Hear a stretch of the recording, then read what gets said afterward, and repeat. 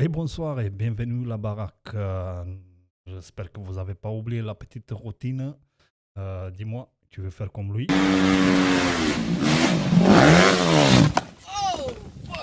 You alright? You okay? ou tu veux faire comme lui?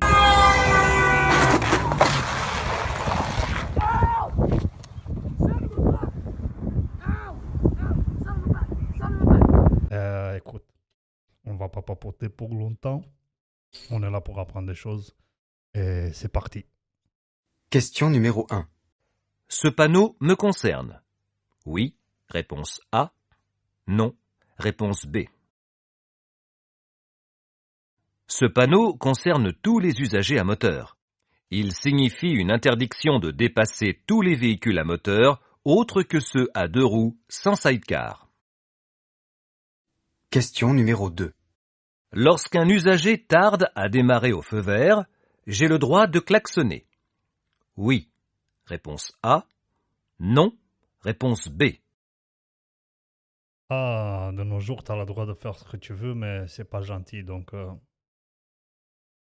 L'usage de l'avertisseur sonore est très réglementé, aussi bien hors agglomération qu'en agglomération. En ville, c'est interdit, sauf en cas de danger immédiat. Tarder à démarrer n'est pas un cas de danger immédiat. Question numéro 3.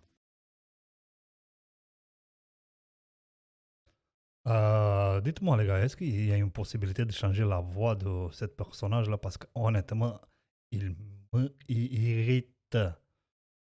J'arrive pas à me La concentrer. voiture serre à droite pour me faciliter le passage.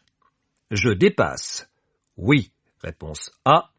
Non, réponse B. La remontée de fil est expérimentée dans certains départements. Oui, réponse C. Non, réponse D. Ouais, là je vais au loto, hein. La première partie, je comprends, mais la deuxième. Cette voiture serre à droite pour me faciliter le passage. Néanmoins, je ne peux pas la dépasser au risque d'un accrochage avec celle-ci ou les véhicules arrivant en sens inverse.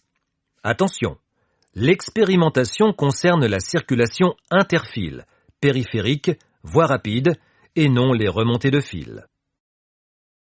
Question numéro 4. Je suis actuellement dans un sens unique pour l'ensemble des usagers. Oui, réponse A. Non, réponse B. Cette signalisation au sol indique que cette rue est à double sens de circulation pour les cyclistes. Je reste prudent à l'intersection au cas où un cycliste s'engage pour tourner dans ma direction. Honnêtement, j'ai pas fait attention à ça. Et je déteste ces questions pièges, quoi. Question numéro 5. Je m'engage après le véhicule devant moi. Oui, réponse A. Non, réponse B. C'est orange, donc on mange une orange. Un feu jaune est un feu d'arrêt. Même si l'usager devant moi continue, je dois m'arrêter. Oui, il voit jaune, lui, honnêtement. Question numéro 6. Je pense que le mec, c'est un daltoniste, quoi. Dites-moi, qu'est-ce que vous pensez, les gars, de jaune par rapport à l'orange? C'est la même couleur ou...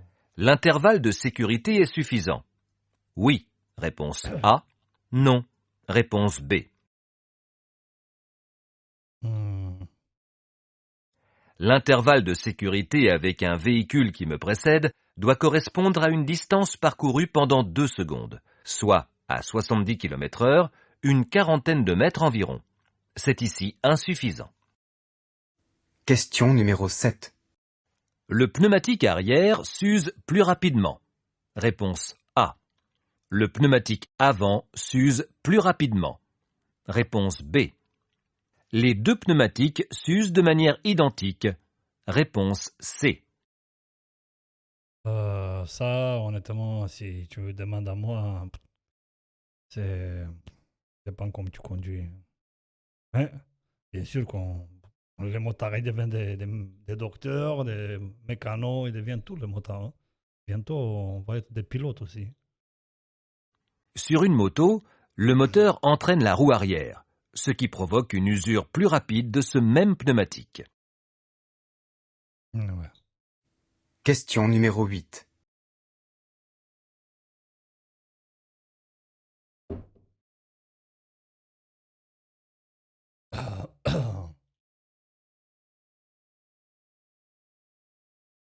Je suis sûr que le conducteur de ce véhicule m'a vu.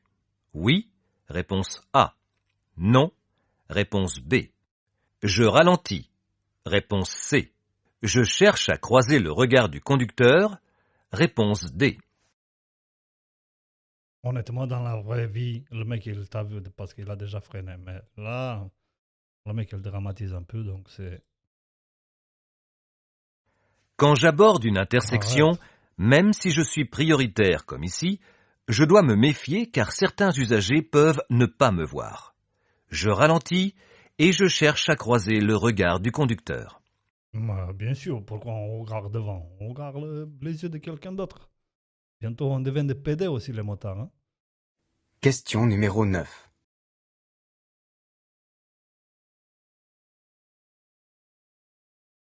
Honnêtement, ça... On regarde le regard de quelqu'un d'autre. Arrête. Je cède le passage au cycliste. Oui, réponse A. Non, réponse B. Je klaxonne. Oui, réponse C. Non, réponse D. Si c'est moi, je passe à côté de lui et je lui file un coup de pied dans la gueule. Je le dépasse, bien sûr. Mais ça, c'est dans le dessin animé. Donc, dans la réalité, il faut faire ça. Je cède le passage au cycliste, celui-ci bénéficiant de la priorité de passage. Je ne klaxonne pas car je suis en agglomération et ce n'est pas un cas de danger immédiat. Arrête. Question numéro 10. Est-ce qu'il peut arrêter? Vous connaissez les gars comment je peux arrêter son voix parce qu'honnêtement, c'est... Pfff.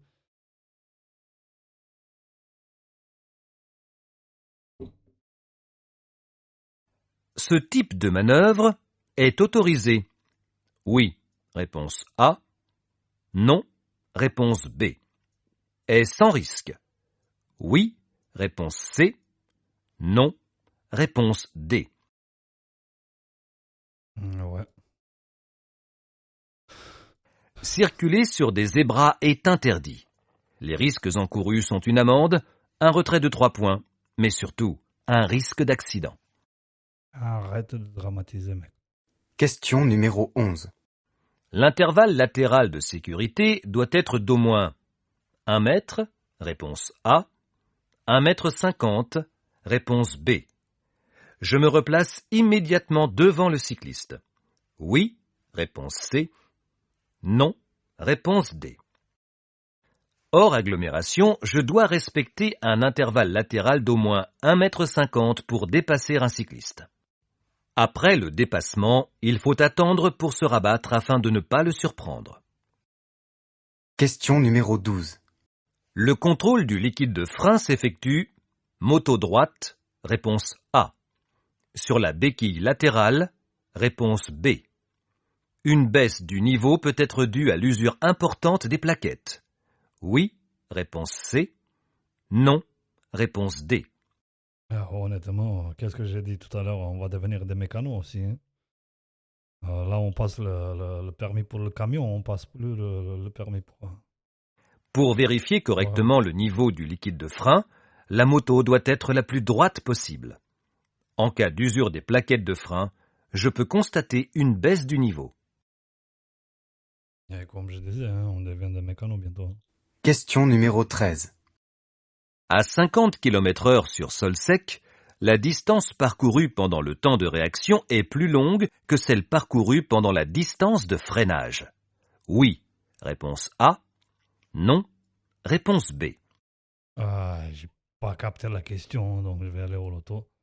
Sur sol sec, à 50 km/h, la distance de freinage est d'environ 10 mètres et celle du temps de réaction 15 mètres. 3 × 5 = 15. Ouais, on devient des physiciens et des mathématiciens bientôt.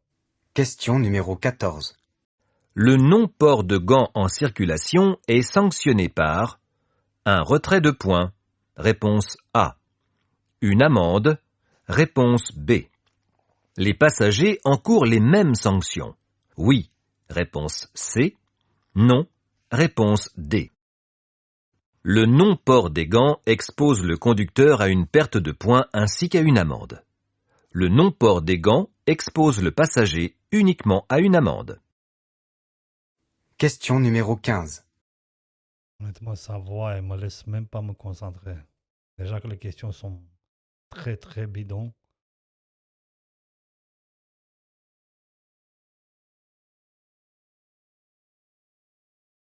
J'indique mon dépassement. Oui. Réponse A. Non. Réponse B. Je ralentis. Réponse C. J'accélère. Réponse D. Voilà, ça c'est une question très très piégeuse. Parce qu'il y a la voiture derrière, donc tu peux pas dépasser, tu peux pas entrer. Il y a déjà celui-là à gauche. Donc tu fais quoi là? Honnêtement, J'approche de ces camions qui sont limités à 90 km/h. Je vais devoir effectuer un dépassement.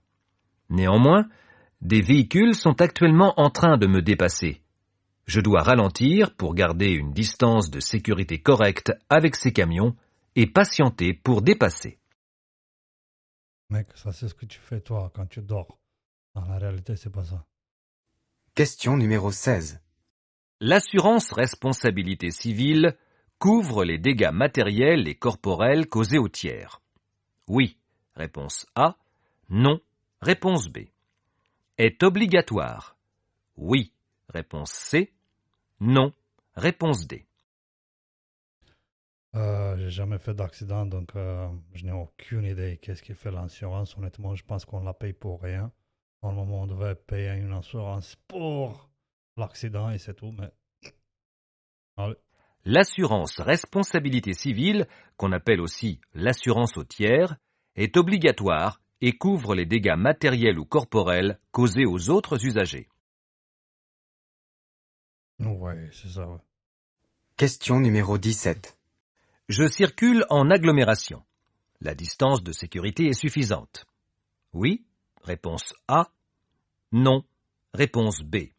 Je ralentis. Oui. Réponse C. Non. Réponse D. Ça, c'est une question très piégeuse parce que dans l'agglomération, ça veut dire qu'on est dans la ville, c'est 50 à l'heure, à 63 sur la photo.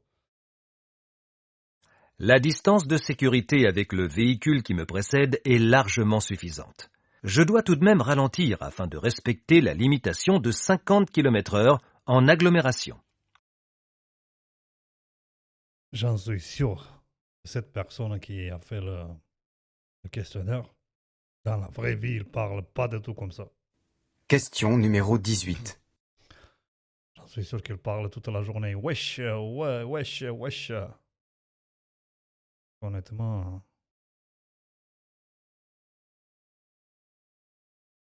L'anneau du giratoire est en dévers.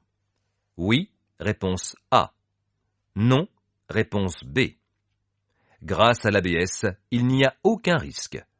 Oui. Réponse C. Non. Réponse D. honnêtement, je sais même pas qu'est-ce que c'est un dévers. Je vais aller au loto.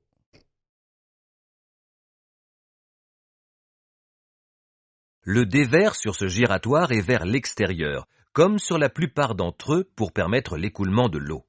Même avec l'ABS, il y a le risque de déraper en cas de perte d'adhérence. Yes, sir. Question numéro 19.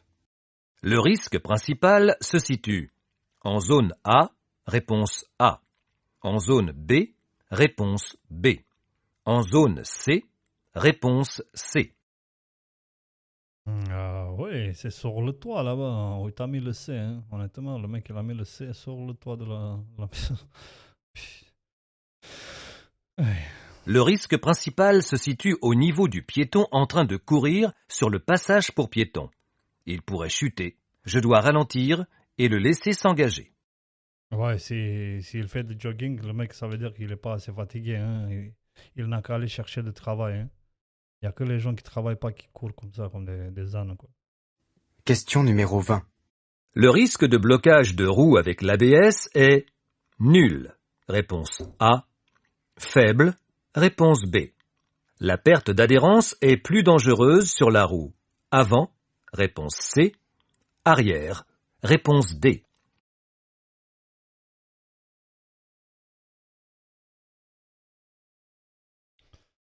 Honnêtement, l'auto. L'ABS permet d'éviter le blocage des roues. Néanmoins, il ne supprime pas ce risque totalement. Attention, une perte d'adhérence sur la roue avant est bien plus dangereuse que sur la roue arrière. Ouais. Question numéro 21. Lorsque j'alerte les secours, j'active la fonction « Cacher mon numéro ». Oui, réponse A. Non, réponse B. Je raccroche dès que j'ai indiqué le lieu de l'accident. Oui, réponse C. Non, réponse D. Maintenant, t'as le droit à faire ce que tu veux, hein, mais bien sûr, le mec, il vit pas dans la vraie vie. Donc, on n'a pas le droit de faire ça parce que... En prévenant les secours, je dois au contraire leur transmettre mon numéro d'appel pour leur permettre de me joindre ultérieurement. J'attends d'être invité à raccrocher, je ne le décide pas moi-même. Bien sûr, parce que pourquoi je me réveille pas à 5 heures du matin pour prendre soin de quelqu'un d'autre, hein. Bien sûr, moi je vais pas au travail, hein, je vais juste devenir un sage-femme ou sage mec. Question numéro 22. Je bénéficie de la priorité de passage sur l'ensemble des prochaines intersections. Oui, réponse A. Non, réponse B. Oui, parce qu'on a le panneau là à droite. Ce panneau Ah. signifie que je circule sur une route à caractère prioritaire. Mais lorsqu'il est placé sur le feu, il prend effet uniquement en cas de dysfonctionnement des feux. Ah ok, ça je savais pas du tout, ok. Donc s'il est sur le trottoir, ça veut dire quoi? Il n'y a que les cyclistes qui ont le droit. Question numéro 23. Quels sont les équipements obligatoirement de série sur une motocyclette neuve? L'ABS, réponse A. L'ESP, réponse B. L'AFU, réponse C. Le régulateur de vitesse, réponse D. Honnêtement, je sais que l'ABS, mais après...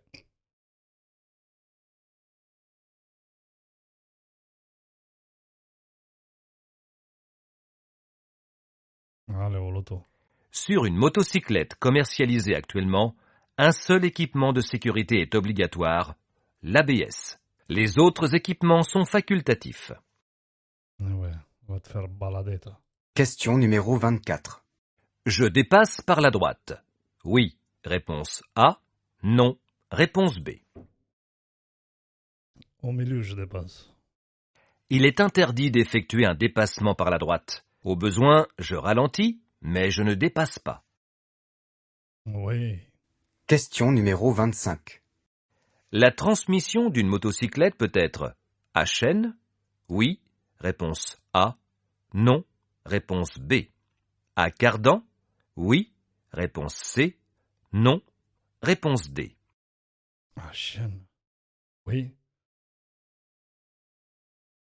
La transmission d'une motocyclette peut être effectuée à l'aide d'une chaîne, d'un cardan ou, comme ici, par une courroie. Honnêtement, je sais même pas c'est quoi un cardan, là. Vas-y. Question numéro 26. Pour prendre la première sortie, je dépasse ces véhicules par la droite. Oui, réponse A. Non, réponse B.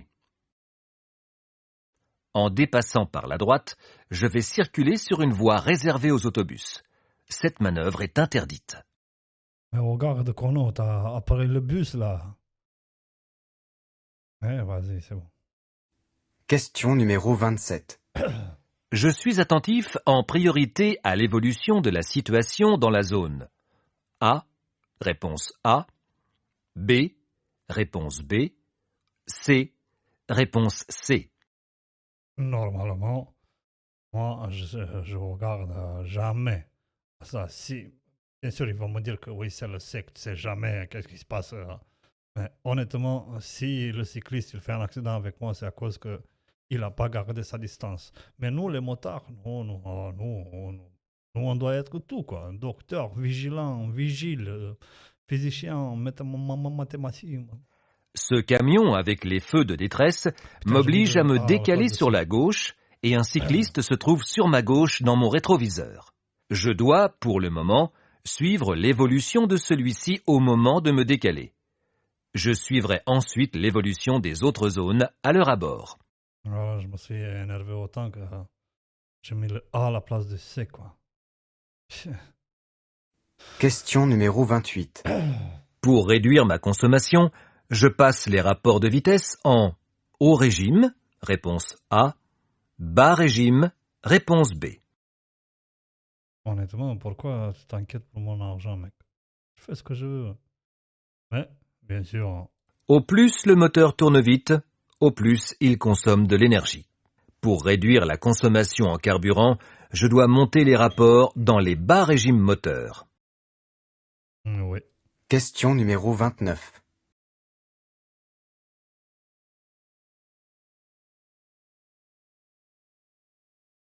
En janvier, je vais passer mon code là. Et on va voir qu'est-ce qui se passe, les gars. Combien de temps je vais le Dans garder. une zone de travaux, en cas d'allure inadaptée, je risque de guidonner, réponse A, de caler, réponse B, de déraper, réponse C. Je sais même pas qu'est-ce que ça veut dire guidonner, quoi. Ça veut dire quoi? Que je prends mon guidon dans le bras et je le secoue. Sur une chaussée dégradée, je risque de guidonner, perte de contrôle et secousse du guidon, ainsi que de déraper. Et voilà, ouais. Question numéro 30. Mon indicateur ABS est resté allumé. Mon frein est encore disponible? Réponse A. Je dois m'arrêter d'urgence? Réponse B. Je peux encore circuler? Réponse C. J'appelle immédiatement un dépanneur? Réponse D. Si l'ABS se met en défaut, le voyant s'allume pour m'en avertir. Je peux continuer à circuler car le frein reste disponible. Je l'utilise simplement sans brutalité pour ne pas bloquer une roue. Et là, je me suis dépêché, j'ai pas fait attention, j'ai mis le B à la place du C, quoi. Question numéro 31. À cette vitesse, la distance d'arrêt est d'environ 15 mètres. Réponse A. 25 mètres. Pour connaître la distance d'arrêt d'un véhicule, il faut multiplier le chiffre des dizaines de la vitesse par lui-même. À 50 km/h, la distance d'arrêt est d'environ 25 mètres. Ah ouais. Question numéro 32. En dépassant ce camion, je peux me faire surprendre. Oui, réponse A. Non, réponse B. Je communique ma présence avec... Ce camion constitue un masque visuel important. Je peux, en le dépassant, me faire surprendre, notamment par son conducteur ou un passager. Klaxonner en agglomération sans danger immédiat est interdit. Question numéro 33. Je dépasse. Oui, réponse A. Non, réponse B. Je n'ai aucune certitude sur les intentions de cet usager, son véhicule n'ayant ni feu stop, ni feu de recul allumé. Je ne dépasse pas pour le moment. Honnêtement, il y a une question, les gars. Je m'arrête là parce qu'il y a une question où il dit que tu peux pas dépasser, sauf si le mec, il clignote à droite ou à gauche. Et là, le mec, il clignote, va se garer à droite, et je dépasse, et il me dit que c'est pas bon. J'arrive pas à comprendre. Honnêtement, j'ai besoin de parler avec cette mec. Si vous le connaissez, dis-lui de me contacter, quoi. J'ai quelques mots à lui dire. Question numéro 34. C'est un très triste personne, quoi. Honnêtement, il n'a rien à faire dans le monde de motard. À l'approche de ce giratoire, je suis bien placé pour tourner à gauche, réponse A. Faire demi-tour, Réponse B. Je recherche l'intention des conducteurs sur ma droite. Oui. Réponse C. Non. Réponse. Placé sur la voie de gauche, je suis bien placé pour prendre les sorties situées sur la gauche ou pour faire demi-tour. Je continue à rechercher l'intention des conducteurs sur ma droite pour limiter les risques d'accrochage. Oui. Question numéro 35. Je peux utiliser l'espace à gauche pour remonter la file de véhicules. Oui. Réponse A. Non. Réponse B. Non, parce que ça, c'est un contresens. C'est un sens unique devant et à gauche, les gens ils viennent de là-bas. Donc, Ces piétons sur la chaussée m'imposent de ne pas m'en approcher à moins d'1 mètre. Je ne peux donc pas dépasser l'usager devant. mec, mais je peux attendre. C'est ça que tu vois pas, quoi. Moi, je peux attendre. Je peux attendre qu'eux, ils dépassent et je peux... Ouais. Vas-y. Question numéro 36. Le mec, il vit pas dans la vraie vie, hein, honnêtement.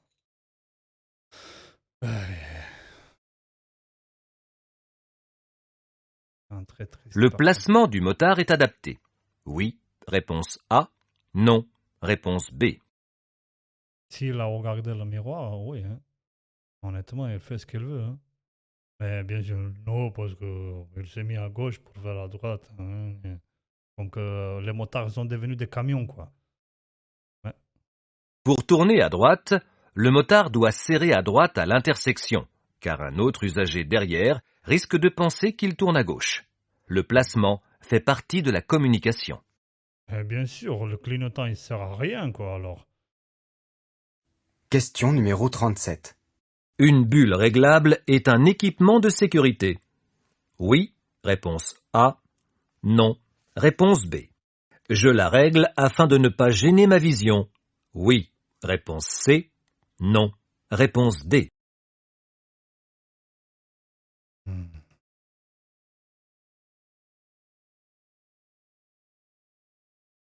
Certaines motos sont équipées d'une bulle réglable manuellement ou électroniquement. Cet équipement me protège des nuisances extérieures et permet un meilleur confort et une meilleure sécurité. Attention à bien régler celle-ci afin de ne pas gêner la vision. Question numéro 38. Moteur allumé, dès le passage de la première vitesse, la motocyclette va caler. Oui. Réponse A. Non. Réponse B. C'est quoi ces questions bidons, quoi?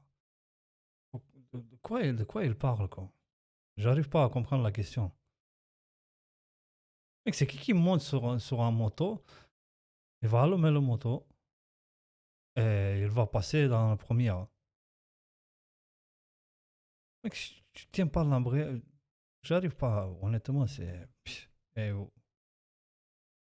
Si j'oublie de relever la béquille latérale avec le moteur allumé, la moto va caler automatiquement si j'enclenche la première vitesse. C'est une sécurité qui équipe la plupart des motocyclettes. Quoi il parle, lui, là? J'étais sûr. Je me coupe le bras que j'étais sûr. Question numéro 39. Ce cordon permet de faciliter le transport de l'antivol. Réponse A. D'éviter l'oubli de l'antivol au moment de repartir. Réponse B. D'apporter une protection antivol supplémentaire. Réponse C. Non, c'est pour tête anglais, là. Honnêtement, c'est pour ça. Pff.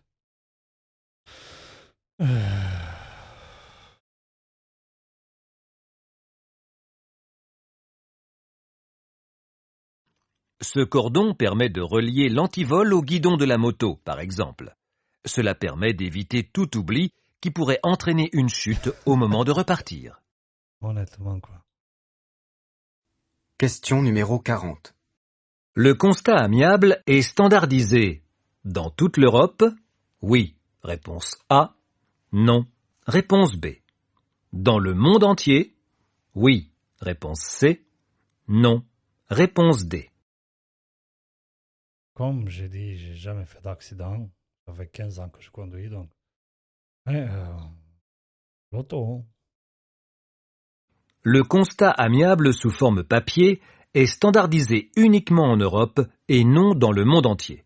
Attention, le constat sous forme numérique est utilisable uniquement en France et en cas d'accident matériel.